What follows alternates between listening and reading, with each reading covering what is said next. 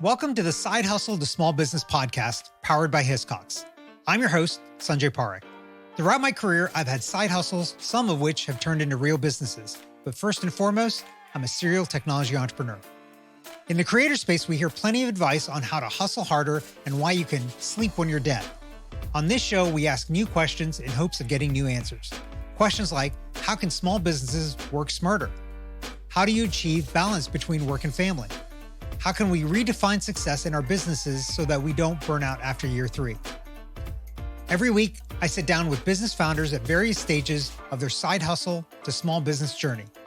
These entrepreneurs are pushing the envelope while keeping their values.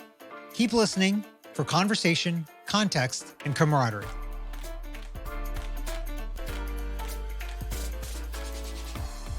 Today's guest is Kwadwo Som-Pimpong, the founder of Crafted Glory, a leading furniture maker based in Asheville, North Carolina. Kwadwo, welcome to the show. Thank you so much. So I'm excited to have you on. I think you're the first ever custom furniture maker that we've had on the show. So I think there's going to be lots of kind of interesting stuff as we get into this. But before we get into that, give us a little bit about your background and what got you to where you are today. Okay, yes. Well, it's an honor to know that I'm the first custom furniture maker on the show. But basically, I was born in North Carolina in Greensboro and went to high school and college out of state and studied engineering in college. And after graduating, was looking for an engineering job and ended up landing in Asheville, North Carolina, working for an engineering company.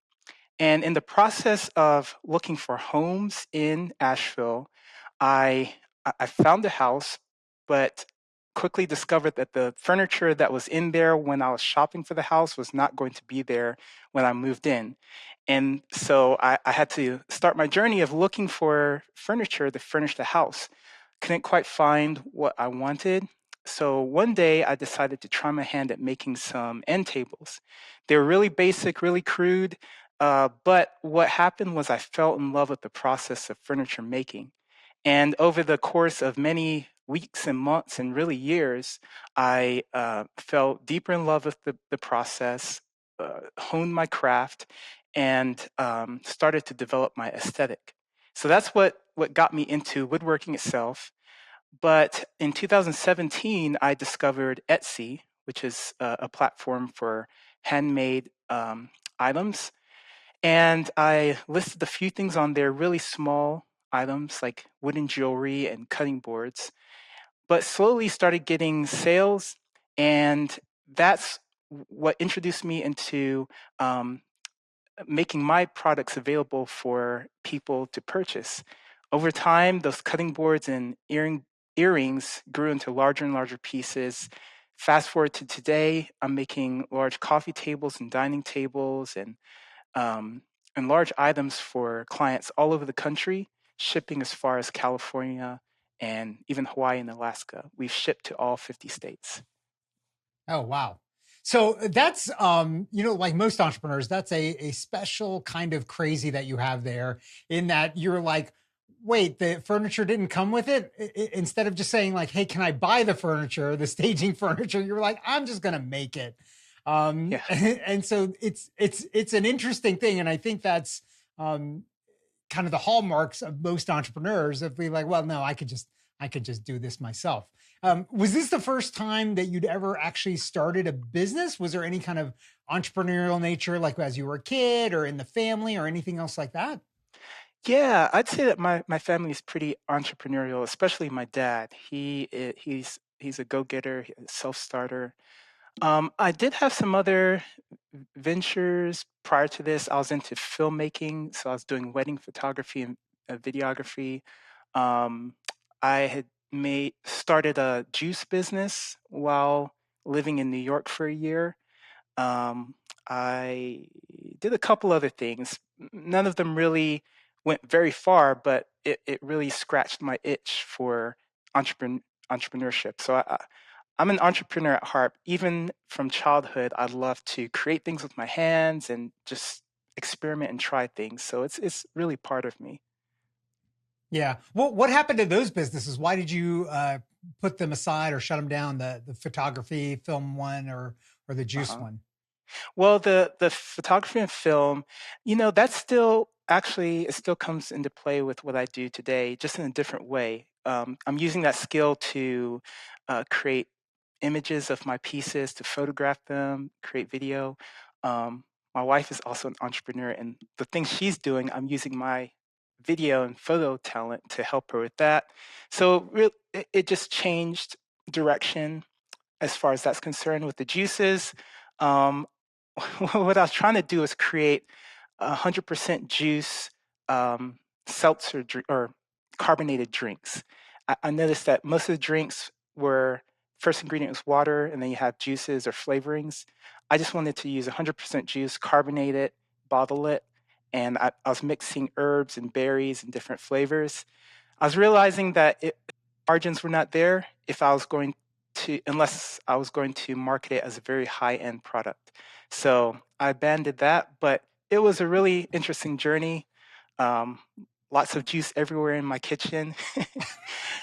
Very, very sticky situation, but it was a great learning experience. Very sticky situation in multiple ways, I'm sure. Yes. So, okay, then in starting this, so I know you've got a full-time job as well, and you're doing this Mhm. essentially as a side hustle, but it's really almost a second full-time job. Was there anything that made you nervous in trying to launch this?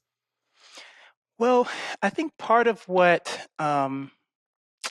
allowed me to jump into it was that it was a slow foray into this. It wasn't like I just bought got a studio, got a bunch of lumber and tools and everything all at once. I was acquiring tools one by one. I was learning something new, then realized, okay, I need to get this tool or object to help me achieve that. Someone would request a certain item that was a bit beyond what I'd already done, and so it would require more of an investment. So it's just a slow journey. So I didn't really feel nervous going into it, but as I grew and as my clients became more, um, I guess, high profile in a way, in the sense like I started to have interior design clients, and the stakes were higher. Yeah, that did make me nervous at times, but as I got the reps in and d- going through challenging situations more and more, it made me more comfortable with owning my own business, venturing out, making pieces for people that I don't know who are hundreds or thousands of miles away. Did you so one of the challenges for entrepreneurs when they get into a new business like this, and I feel like it's probably something that you've had to struggle with, is how do you price your work, especially when you're doing something that you've never done before, like you just mentioned. Yes. So how did you figure that out for yourself? And were there missteps? Were there times where you way underquoted Mhm. based on the amount of labor? How did you deal with that? Well, Sanjay, I'd say that that is probably the most challenging part of my journey has been pricing and getting it wrong. Which to anyone listening, to any small business owners, just you need to invest time and effort in getting your pricing right because it can be the difference between succeeding and failing. So yeah, I was notorious for uh, pricing my products too low. When I got married, my wife quickly pointed that out and helped me to correct that. But whenever I did it, what would happen was that um, all of my profits, or a lot of my profits, would get eaten away by things like shipping and if there's a mistake, if there's something that has to be redone, unexpected occurrences, all of that. Because my pricing wasn't right, then I would be absorbing all of those costs of those issues. So, yeah, that was challenging. But when I started to understand the value of what I was doing and realizing that there are people out there who actually pay for value and they will pay a lot of money for value, I realized that, oh, yeah, I'm selling myself short and my time is very valuable. So let me get my pricing right. Yeah, it's I mean, but it's still a journey. I don't know if you ever get it really 100% right, but it's certainly much better than it was before. Yeah. How did you, you talked about how you went to college, and we actually talked about this. You were a mechanical engineer and civil and environmental degree. None of that is carpentry. And All so, right. how did you teach yourself these skills? Did you work under somebody that did woodworking? Like, where did these skills come from for you? Well, I've always had a passion for working with my hands, and there's always been a bit of intuition when it comes to building something. Um, where engineering came to play uh, was or is with understanding how forces work in objects. Just I'd say that during my college career in engineering, it helped to develop the intuition of, okay, this isn't going to work structurally. This will work structurally. Um, that's really the main thing with the engineering background. But really, it was just learning as I go. I did watch videos. I didn't get any formal training, but the best training I did get was making mistakes. And um, more recently, though, I've realized the that I do need more continuing education. A good woodworker would tell you that they are always learning, that they've never learned enough. And so that's what I'm leaning into these days. I took a workshop recently in Kentucky under a master chair maker, which was very valuable. And I envision doing more of that because when I stop learning, then I start going backwards. So you got to Yeah. always be learning. Yeah. Unlike me, it sounds like you still remember your statics and dynamics classes from engineering. I don't remember those at all. I remember taking the classes, but if you gave me a truss and asked me to do the forces, I would not definitely be able to do that. So, if I ever come across a bridge and I need the truss analyzed, I'm going to come to you, Yeah. Kwadwo. Oh, man. Okay. I better get my textbook out. I see. If I got the textbook out, I don't think I'd even understand what I was reading. So I think you're closer to it than I am. That's what happens when you've got an electrical engineer trying to do trusses versus a mechanical engineer Ah, trying yeah, to do a yeah. truss. That's it. So let me ask you: do you remember the first time you sold a piece of furniture to somebody you didn't know? And do you remember what that experience was like and how you felt about it? I do. I remember it very vividly and very fondly. I had made a live edge coffee table, and it was just something I was doing speculatively. I was just interested in trying it out. And then I put it in a local thrift store, actually. No, not thrift store, consignment store. And somebody came to that store and purchased it. And I got the email saying that my table had been purchased. And then later on, that person reached out asking me to make something else for her. And that was just exhilarating to know that I had made something that someone else valued enough to give up their money for. That was very very inspiring for me and helped to spur me forward to do more of my work. Yeah. And even more than just valued it, they liked it so much they wanted another one, Yeah. which is pretty incredible. Is that person still has been an ongoing customer, or was that it after that engagement? That was it after those couple pieces.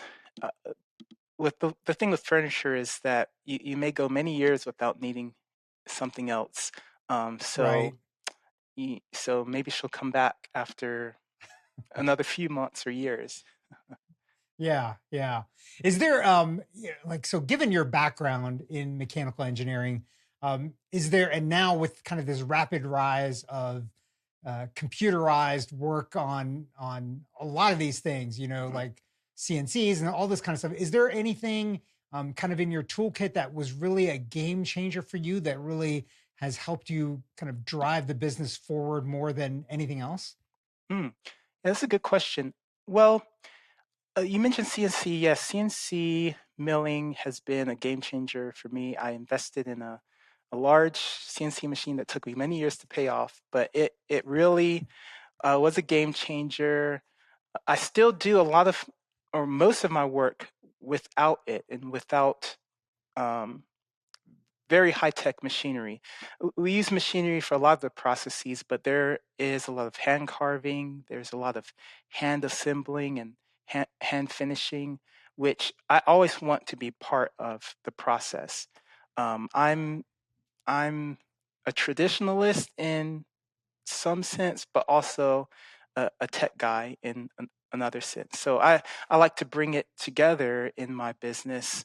I believe technology is just a tool, and ultimately, people are buying what I make because they value the craft, they value my creative um, inspiration, and ultimately, they want to own a piece that I created. So technology is great, but it's more than just it's just a tool, like I said. Yeah. So let's talk about the business then for a second, because that's an interesting point you make where you always want to have kind of hands on the pieces. That is kind of the antithesis of what a lot of furniture makers are, right? It's about how many pieces you can pump out and lowering the price and that whole thing. So, how do you kind of view this as a long term business, and where do you see this going over time? Yeah. Yeah, it's been a journey of understanding and grappling with what I want the business to look like. Initially, I thought that I was competing with brands like RH or um, uh, one of those, one of the many marketers online. Online retailers where it's all about lower prices, higher volume. They're making their pieces overseas and all of that. But I realized that no, I'm not competing with them. I am my mission is to create a brand, to create a name that people will seek after. So they'll say, I want a piece made by Kwadwo. I want a crafted glory piece of furniture. And they'll know that they can't get that anywhere else. So to that end, the business has become more about elevating the brand, elevating our pieces. Um, we are a high-end furniture brand, so I am seeking people who are willing to pay a lot of money for a piece because they consider it to be an investment, not just a commodity. So initially, I was looking at my work as a commodity, and that's why I was struggling with pricing my work. That's why Mm, people were coming to me and saying, hey, can you make this? Then I wouldn't hear anything back when I gave them my price and everything because I realized they're just shopping around. They're looking for the lowest price. Now, right. um, more and more, I have people coming to me because they say, wow, this piece is like nothing I've ever seen. I want it. And tell them the price. Okay. They're not concerned about that. I'll be more hands on with the very unique pieces Right. that really bring me joy to make and would be just very exclusive, I suppose. Yeah. So the idea is to grow the business over time and have a team of craftspeople that are making all of this. Like, do you see like where does this eventually go? This becomes your full time gig, your only full time gig. Is this something that you build up and you sell off as a company? Like, what do you think that future holds for you? Yeah. Well, what I always tell my wife is that I want us to make our business sellable. And what I mean by that is, I want all of our processes to be very watertight. I want our finances to be solid. I want there to be a good record of running the business well so that if someone were to come to us and say, hey, we're interested in your business, they'll look at the financials, they'll look at our processes, our operations, our product lines that have good documentation, and when they're buying the business, they're buying all of that. Even if my desire isn't to sell it, but I want it to be in a state that it could be sold. And that's just Right. to have that a good mindset of running the business well. ultimately, I'd love it to be something that stays in the family, something that benefits the family and also benefits the community. I think owning a business is an incredible asset to have, and I envision it being the thing that I do, a full time, even though it is a full time business, but not having to do another business to support my family. Right, right. So let's talk about that for a little bit. Obviously, it's always stressful running a business, but you've been running this essentially as a full time side Yeah. hustle on top of working. And I know you're a relatively recent new parent. Yes. Um, how do you think about all of this, and how do you manage the stress of doing all of this and making sure that you're there and present for, you know, kiddo and family and friends and all of those other things? How do you think about balancing these things for Yeah, yourself? it certainly has been a challenging thing to balance. It really helps to have an understanding wife, and furthermore, a wife who is passionate about this as well. She really wants the business to grow and to flourish, and she loves entrepreneurship as well. But like you said, I'm very mindful of being there for my son, being there for my wife. I don't want to be the dad or the husband who's always away. So when I got married, that lit a fire for me to start doing things right, get my pricing right, get my operations right, because I didn't want to be uh, always hustling. Then when our baby came, it really lit a fire. And my wife and I said that, or actually, I said, by the end of 2025, I want there to be a big shift. Ideally, that shift should be that we transition fully into this business.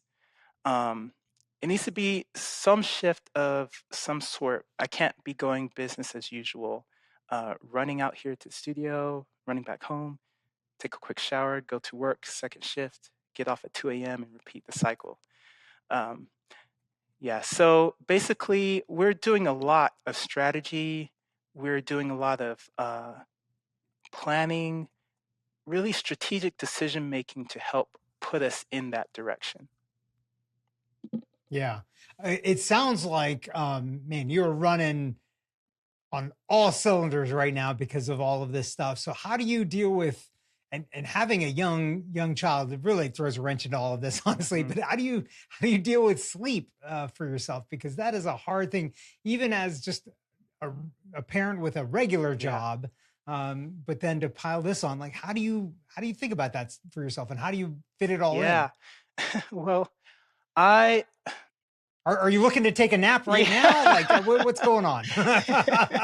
Yeah, getting enough sleep, that's been one of the biggest challenges, because it all takes a lot of time.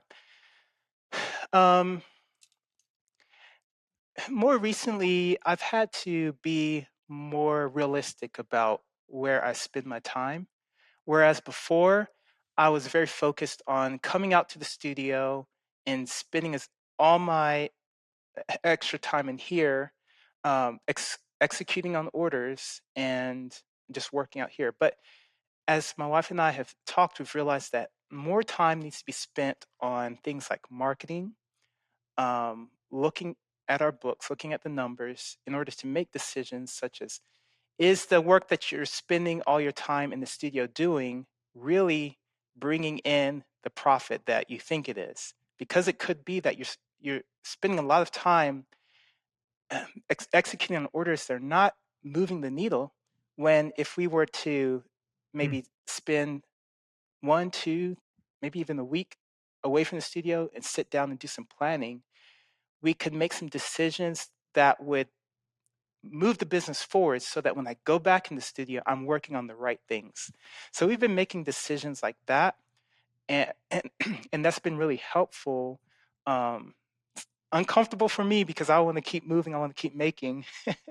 But I realized that you got to sharpen your axe in order to make better cuts. So that's where we are now. Yeah, that is 100% an engineer Hmm. thing, where it's like I don't want to deal with the Yeah. paperwork and the, like, let me just get to doing the thing. It's funny because I very much identify with that. When I was doing my first startup, I very much felt the same way. I was kind of forced into having to write paperwork for patents and things like that, which in the end was the best thing Mhm. ever because those got issued and help protect the business and everything. But when you're in the heat of it, you're like, I just want to write code and Yeah. I just want to get to building things so that I can see it all work.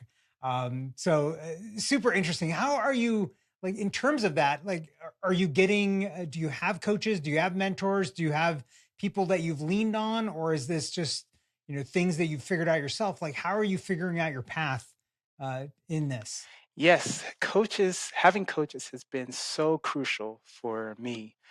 Um, the first coach I would say is actually a fellow woodworker or furniture maker who is really at the top of his game. He's actually in this area, the Asheville area, and I've sat down and had lunch with him several times, and he has helped me to rethink about myself as a furniture maker, not just as a fabricator, not just as a carpenter, um, essentially moving away from this commodity mindset to an artist mindset, to an exclusive.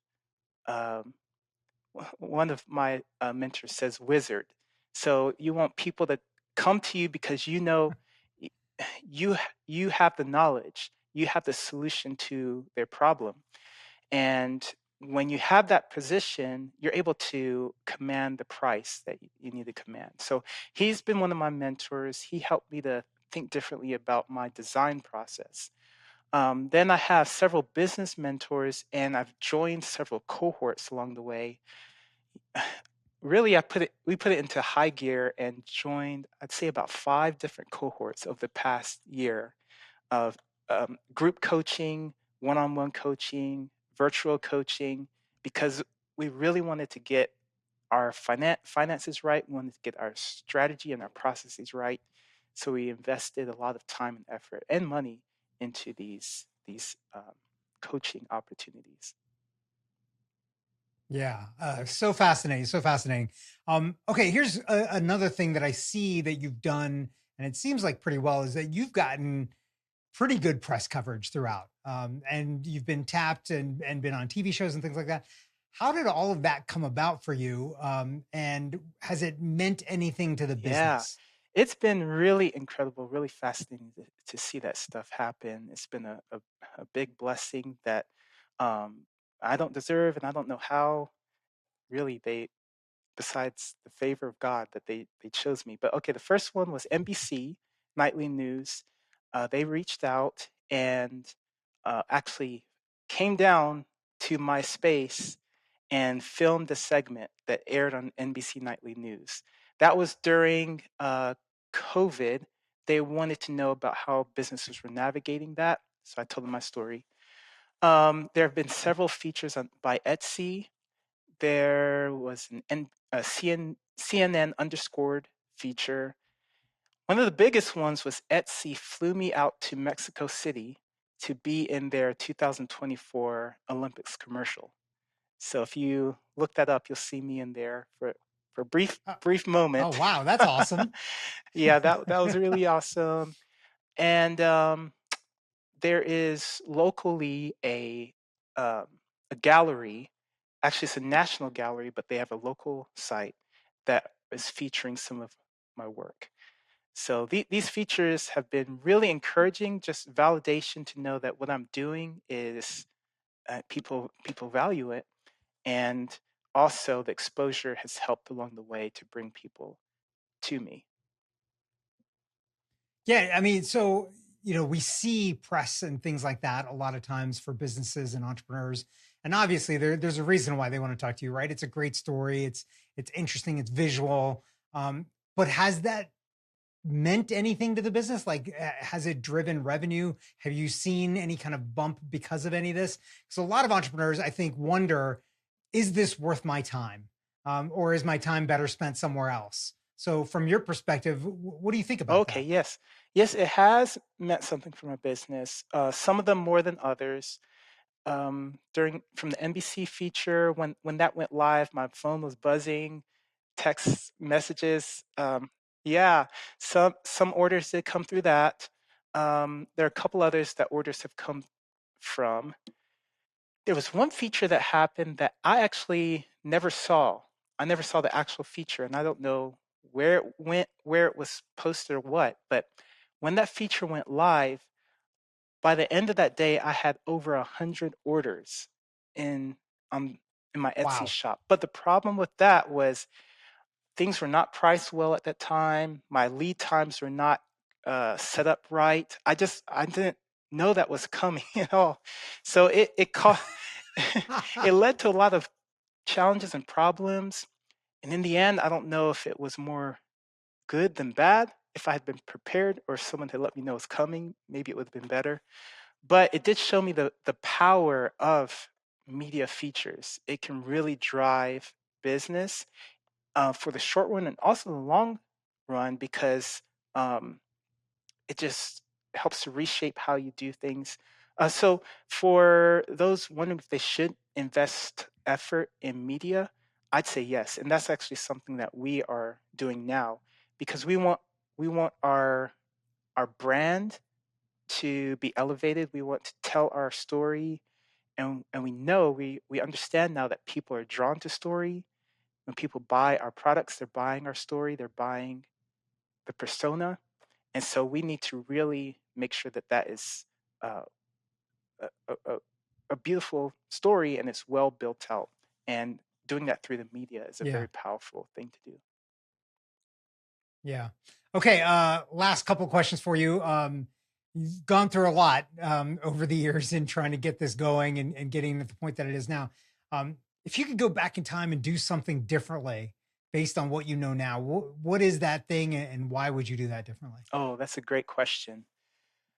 Um, let's see. I can think of three things, and I'll name them real quick. One is to invest in team. And that's in the form of hiring somebody, whether that's a contractor or full time, bringing someone on earlier before I was trying to do it on my own. When I brought on our employee, I realized after a short time that, oh, this was an incredible addition to our team because now I could focus on other things and he was executing on the day to day. More collaboration in the form of mentorship, um, just learning from others because people have made mistakes that I can learn from rather than making them on my own. And then the last thing would be price, really getting price right because if you don't get it right, it can snowball into many challenges that can even cause you to lose your business. Yeah. Yeah. Great answers to that. Okay. Last question for you, Quajo. If you were talking to somebody who's thinking about taking the leap like you did and starting a side hustle or going and taking a side hustle into a full-time business, what advice would you give that person? Mm, yeah. I would just advise them one to stay encouraged, to keep pushing and pressing in. If you really believe in it, first thing is just make sure that you really believe in what you're doing. Um, just understanding that every not everything is a quick. Um, you're not going to see the results right away. There's a lot of content out there talking about how to make money fast, how to do all these things, but really a good business is built over time and just taking your time, going slowly, making wise decisions that are driven by the numbers, know your numbers, and ultimately it will be worth it. Whether it ends up being something that you do full time, whether it's something that you continue doing or you decide to pivot, that time that you spend attempting to build a business is valuable and you're going to gain a lot of learnings that you'll be able to carry on into the rest of your life. So it's worth it. I say go for it. Just as long as you believe in what you're doing and that it's really coming from the heart. Well, Quajo, this has been awesome. Where can our listeners find and connect with you online? Yeah, they can follow me on social media. I'm at Crafted Glory, And you can also check me out on my website. It's craftedglory.com. Awesome. Thanks so much for being on today with us. Thank you. Great opportunity. I enjoyed this. Thanks for listening to this week's episode of the Side Hustle to Small Business podcast powered by Hiscox. To learn more about how Hiscox can help protect your small business through intelligent insurance solutions, visit hiscox.com. That's HISCOX.com.